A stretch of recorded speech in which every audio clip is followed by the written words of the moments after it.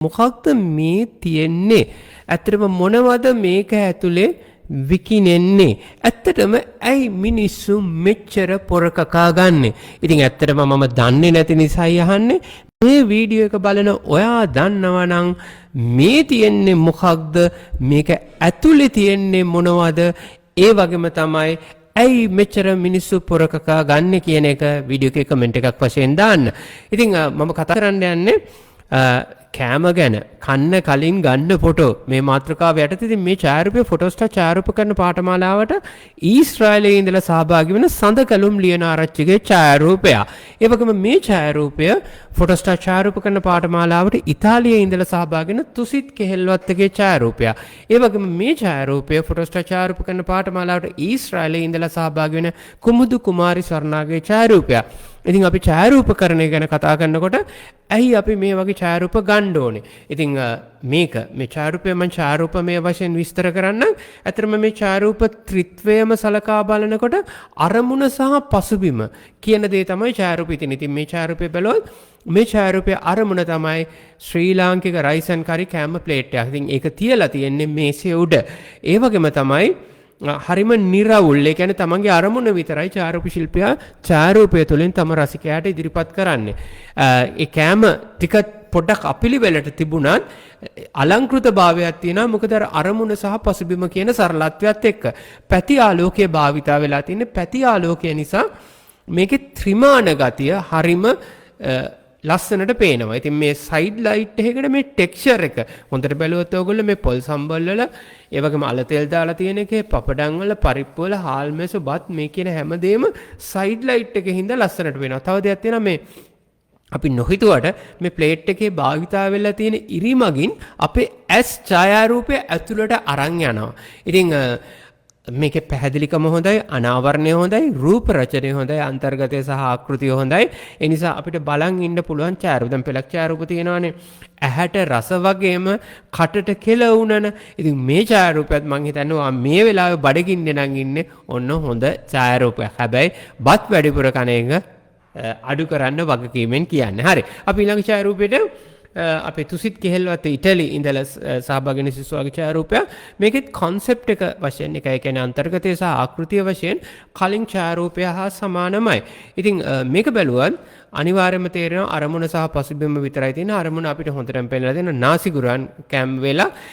ඉතින් මේකේ වැදගත්කම තමයි අර Tamanට ඡායාරූප ගන්න අවස්ථා. අපි මොනවද ෆොටෝ ගන්න ඕනේ? ගොඩක් අය කැමරාවක් ගන්න හිතනවා. හැබැයි කැමරාවක් ගත්තට පස්සේ ෆොටෝ ගන්න මොනවද කියන එක ගැන හිතන්නේ නැහැ.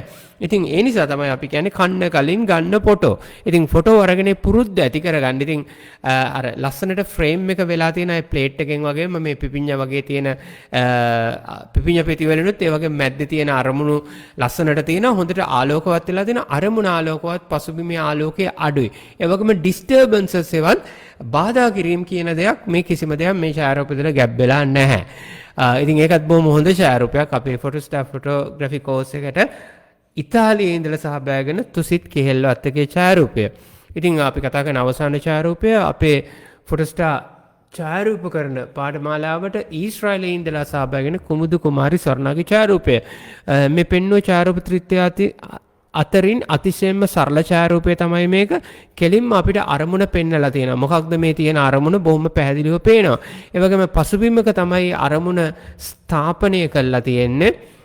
මේ දෙක හරිම සරලයි. ඒ කියන්නේ අරමුණ සහ පසුබිම කියන දේ හරියටම සුදු පිඟාන මැද්දේ තියලා තියෙනවා. මේ සුදු තියෙන දේ ඡායාරූප කරනකොට ලොකු අභියෝගයක් තියෙනවා. ඕවර් එක්ස්පෝස් වෙනවා. එහෙම නැත්නම් දැවිලා යන්න ඉඩ තියෙන. ඉතින් ඒ අභියෝගය මේකදී ඡායාරගෙන තියෙනවා. highlight detail, shadow, ඒ වගේම mid tonal කියන මේ සියලුම දේම තියෙනවා. පොඩි පැති ආලෝකයක් භාවිතා කරලා තියෙන. ඒ නිසා ත්‍රිමාන ගතිය වැඩි. ඉතින් ඇත්තටම මේ බන් එකක් මේක පාන් එකක් ඊශ්‍රායලයේ. ඉතින් අපේ කුමුදු කුමාරි ස්වර්ණ ඇයම තමයි මේක හදලා තියෙන්නේ. ඒ වගේම ඡායාරූප අරගෙන තියෙනෙත් ඇයම තමයි. මොකද අපිත් එක්ක ගොඩක් වෙලාට ඊශ්‍රායලයේ ඉඳලා සහභාගී වෙන අපේ සිසුයන් එළියට යන්න තියෙන අවස්ථාව අඩුයි. නමුත් ඔවුන්ගේ ඇතුලේ ඉඳලම මේ ඡායාරූපකරණයේ යෙදෙනවා. ඉතින් මම හිතන්නේ අපි ඡායාරූප ගන්නකොට අවස්ථාවන් කියන එක ඇති කරගන්න ඕනේ. මේ අවස්ථාවන් ෆොටෝස්ටා ඡායාරූප කරන පාඨමාලාවට සහභාගී වෙන සිසුයන්ට මම නිතරම කියලා දෙනවා. ඔයාගේ කෑම වේලේ ඡායාරූපයක් ගන්න. එතකොට ඔයාට ඔයාව ඡායාරූප බලන්න හුරු වෙනවා, ගන්න හුරු වෙනවා. ඒ වගේම තමයි ඒක අපේ ගෲප් එකේ දාන්න. එතකොට ඡායාරූප ඉදිරිපත් කරන්න ඉවහල් වෙනවා. ඒ නිසා ෆොටෝග්‍රැෆි කරනකොට අපි මේ කියන 6 වැදෑරුම් ක්‍රියාවලියක් තියෙනවා. ඡායාරූප ගැනීම, ඡායාරූප බැලීම, ඡායාරූප තේරීම, ඡායාරූප සංස්කරණය සහ ඡායාරූප ගැන කතා බහ කියන. ඉතින් ওই ක්‍රියාවලි 6 එක දිගට යෙදෙනකොට ඔයාගේ ලොකු ඉම්ප්‍රූව්මන්ට් එකක් වෙනවා. මම නැවත වතාවක් කියනවා ඡායාරූප ගැනීම. ඔයා නිතරම ඡායාරූප ගන්න ඕනේ. ඒ වගේම ඡායාරූප බලන්න ඕනේ. ඡායාරූප බැලීම. ඒ වගේම තමයි ඒ බලන ඡායාරූප තෝරන්න ඕනේ. ඡායාරූප තේරීම, තෝරන ඡායාරූප එඩිට් එකක් කරනවා නම් එඩිට් එක කරන්න ඕනේ. ඒ කරන්න ඕනේ. ඒ වගේම පස්වෙනි පියවර තමයි ඡායාරූප ඉදිරිපත් කිරීම. කවදාවත් ඒ ටික ගහලා කැමරාව ඇතුලේ හෝ කම්පියුටර් එක ඇතුලේ තියාගෙන ඉන්න එපා. මෙමරි කාඩ් එකේ තේරුමක් නැහැ. ඊට පස්සේ තමයි ඡායාරූප ගැන කතා බහ මේ යන්නේ කතා බහ ඒ කතා. ඉතින් ඔය 6 වැදෑරුම් පියවරෙන්නේ යෙදෙනකොට අපි නිතිපතා ඡායාරූපකරණයෙන් අපි ඉදිරියට යනවා. සියලු දෙනාටම ජය වේවා කියලා ප්‍රාර්ථනා කරනවා. ඔබ සමග එකතු වෙන මම ෆොටෝස්ටාර් ඇකඩමියේ ලලිත අබේසුන්දර.